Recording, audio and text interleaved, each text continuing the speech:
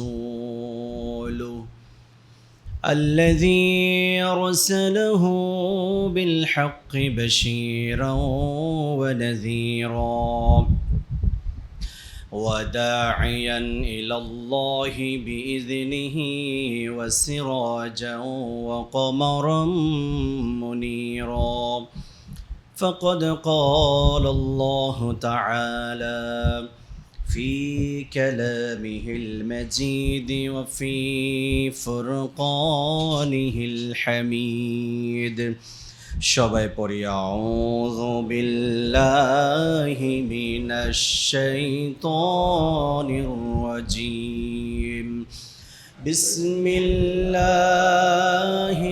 রহমানির রহিম ইন্নাল্লাহা ওয়া মালাইকাতাহু ইউসাল্লুনা আলান النبي يا أيها الذين آمنوا صلوا عليه وسلموا تسليما اللهم صل على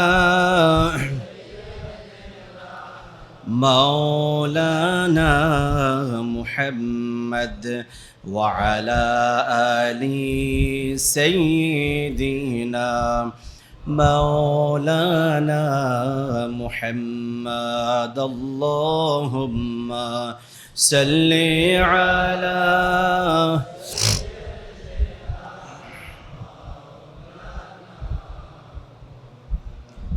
وعلى آل سيدنا مولانا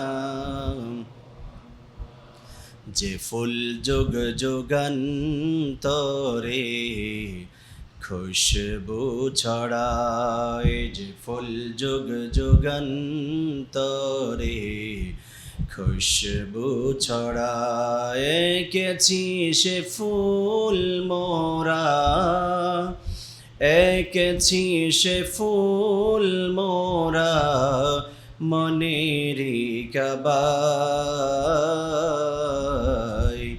যে ফুল যুগ যুগান্তরে খুশবু ছড়ায় আল্লাহুম্মা সাল্লি আলা মাওলানা মুহাম্মদ ওয়া আলা আলি সাইয়্যিদিনা مولانا محمد لا إله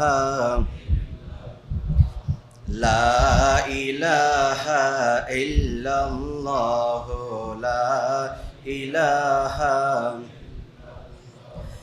لا إله إلا الله لا إله حسبي ربي جل الله ما في قلبي غير الله حسبي ربي جل الله ما في قلبي غير الله لا إله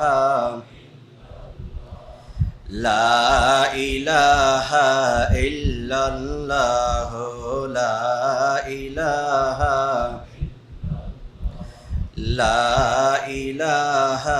إلا الله لا إله إلا الله محمد رسول الله صلى الله عليه وسلم সম্মানিত মুহিব্বিন মুত্তাকিন মুসল্লিন কিরাম প্রিয় রোজাদার ভাইয়েরা আমার মহান আল্লাহ তাআলার কাছে শুকরিয়া আদায় করছি যে আল্লাহ রব্বুল ইজ্জতুল জালাল আমাদেরকে আমাদের কাঙ্ক্ষিত মাস স্বপ্নের মাস শাহরু রমাদান রমাদানের মাসের আজকে ষষ্ঠ রোজা রেখে প্রথম জুমার নামাজে আল্লাহ সুবহানাহু ওয়া তাআলা আমাদেরকে আসার এবং বসার তৌফিক দান করেছেন। প্রত্যেকে কালিমাতুশ শুকর আদায় করছি, পড়ছি সবাই আলহামদুলিল্লাহ। আবারও পড়ি আলহামদুলিল্লাহ। সবাই পড়ি রব্বানা লাকাল হামদ হামদান কাসীরান তাইয়িবান মুবারাকান ফীহি ইয়া রাব্বি লাকাল হামদু কামা ইয়ানবাগি লিজালালি ওয়াজহিক ওয়া আযীমি সুলতানিক। আমরা রজব শাবান মাসে একটানা আল্লাহর কাছে দোয়া করেছিলাম, আল্লাহ তাআলা যেন আমাদেরকে রজব শাবানে বরকত দান করেন, আর যেন আমাদের হায়াতকে রমাদান পর্যন্ত জীবন দেন, যেন বেঁচে থাকতে পারি। আল্লাহ আমাদের সেই লালিত স্বপ্ন, আমাদের প্রার্থনা, আমাদের আরাধনা আল্লাহ কবুল করেছেন, আলহামদুলিল্লাহ।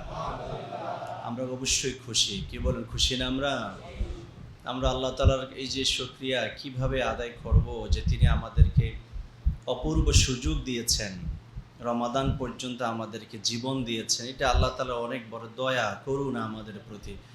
আল্লাহ তাআলা দয়া করে, করুণা করে তিনি আমাদেরকে এ রমজান পর্যন্ত বাঁচিয়ে রেখেছেন। কত ভাই বোন আমাদের থেকে বিদায় নিয়েছেন। রমাদানের আগেও তো একদম কাছাকাছি সময়ে আমাদেরই পরিচিত জন পৃথিবী থেকে বিদায় নিয়েছেন, যাদের অনেক বড় ইচ্ছা ছিল যে রমাদানে তারা রোজা রাখবে, রমাদান মাসে তারা প্রবেশ করবে, আল্লাহ তাআলার নিয়ামতগুলিকে তারা উপভোগ করবে। সেই মাস থেকেও তারা বঞ্চিত হয়েছেন, অন্ধকার কবরের অধিবাসী হয়েছেন, কবরবাসী হয়ে গিয়েছেন। সেই জায়গা থেকে আল্লাহ তাআলা আমাদেরকে আলাদা করে তিনি তার ঘরের মেহমান বানিয়েছেন, রোজাদার বানিয়েছেন, তিনি তার প্রিয় গোলামদের তালিকাভুক্ত করেছেন। আমরা অনেক বড় ভাগ্যবান, আলহামদুলিল্লাহ। আমরা আল্লাহ তাআলার কাছে এমনি করে দোয়া করতে থাকবো, আল্লাহ তাআলা যেন আমাদেরকে বেশি বেশি করে তার নিয়ামতের শুকরিয়া আদায় করার তৌফিক দেন। আমরা আমাদের কর্মের জোরে, কর্মের প্রভাবে আমরা আল্লাহ তাআলার নিয়ামতগুলি ভোগ করছি, এই কথাটা বলা বড় নাফরমানি হবে। কারণ আমরা আমাদের যোগ্যতার নিরিখে আমরা আল্লাহ তাআলার প্রিয়তম কাজগুলি করতে পারছি, বিষয়টা কিন্তু এমন নয়। সব সময় আমরা বলে থাকব যে আল্লাহ তাআলা আমাদেরকে দয়া করেছেন। বলেন তো কি বলবেন? তিনি আমাদের প্রতি দয়া করেছেন, রহম করেছেন, মায়া করেছেন।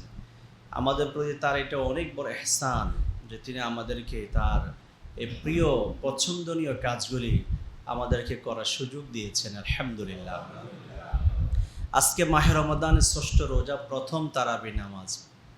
আজকে ষষ্ঠ রোজা, প্রথম জুমা। আপনি চিন্তা করে দেখুন যে আজকে আমাদের যে পরিবেশটা, আমরা প্রত্যেকেই হলাম একটা ক্যাটাগরির মানুষ, সেটা হলো সবাই হলো রোজাদার। ঠিক কিনা বলেন? অন্য সময়ে নফল যে রোজাগুলি, উইকলি সাপ্তাহিক যে নফল রোজাগুলি রাখা হয়, এগুলি তো কেউ রাখে, কেউ খায়, কেউ অবহেলা করে।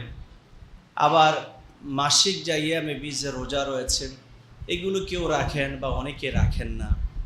এরকম একটা ক্যাটাগরি থাকে মসজিদে আসলে, রাস্তাঘাটে, অফিস আদালতে।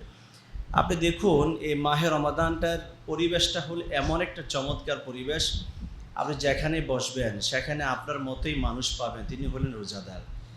আপনি যেখানে যাবেন সেখানে আপনার মতোই প্রিয় মানুষ পাবেন, যারা আল্লাহর ভালো কাজটা করার মতো সুযোগ নিচ্ছেন, তিনি হলেন রোজাদার। আজকের এই পরিবেশটার মতো এত সুন্দর পরিবেশ বাকি 11টি মাসে কিন্তু পাওয়া যায় না। আজকের জুমার দিনের মতো এত সুন্দর পরিবেশ বাকি 11টি মাসে যে আমরা জুমা পড়ি এরকম পাওয়া যায় না। আজকে আমরা ধনী, গরিব, ফকির, মিসকিন, কালো, সাদা, অসহায়, ঋণগ্রস্ত, মুসিবতগ্রস্ত, সুখী, সমৃদ্ধি, যত কোয়ালিটির মানুষ রয়েছেন, আজকে সবার একটা পরিচয়। আওয়াজ দিয়ে বলেন, তার পরিচয়টা হলো কি? রোজাদার। আমরা সবাই হলাম আজকে রোজাদার। এইভাবে একসাথে হয়ে আল্লাহ তাআলার এই কাজটা বাস্তবায়ন করতে পেরেছি। আল্লাহ খুশি না? এটা আল্লাহ অনেক খুশি। আল্লাহ তো দেখছেন, আকাশ থেকে, আরশে আজিম থেকে দেখছেন। তার বাহিনী রয়েছে, তার টিম রয়েছে, তারা কিন্তু আমাদেরকে চতুর্দিক থেকে আমাদেরকে অবজার্ভ করছেন। যে কাজের জন্য আমরা আল্লাহ তাআলাকে বারণ করেছিলাম, সেই কাজটাই তার খলিফা প্রতিনিধিরা বাস্তবায়ন করায় আমাদেরকে দেখায় দিচ্ছেন যে আমরা ভুল, আল্লাহর গোলামেরাই হলো সঠিক। সুবহানাল্লাহ পড়েন। কারণ সমস্যরে সবাই একসাথে আজকে একটা প্ল্যাটফর্মে এসে দাঁড়িয়েছি, আমরা হইলাম রোজাদার। সুবহানাল্লাহ পড়েন। বিশ্বনবী বলেছেন, মুহাম্মদুর রাসূলুল্লাহ সাল্লাল্লাহু আলাইহি ওয়াসাল্লাম বলেন, রোজাদারের মর্যাদা হলো যেই ব্যক্তি রোজা রাখবে, যেই ব্যক্তি মাহে রমাদানের রোজা রাখবে, ঈমানের সাথে সওয়াবের আশায় যেই ব্যক্তি রোজা রাখবে, অন্য ভালো কাজ করলে লোকটি জান্নাতে যাবে। স্পেশাল তার জন্য কোনো গেট থাকবে না, দরজা থাকবে না জান্নাতে ঢোকার জন্য। কিন্তু সব রোজাদারদের জন্য আল্লাহ জান্নাতের মাঝে বিশেষ একটা গেটের নাম লিখে রেখেছেন, তার নাম হলো রাইয়ান। রোজাদাররা যখনই জান্নাতে ঢুকবে, ভিআইপি গেট রাইয়ান নামক দরজা দিয়ে প্রবেশ করবে।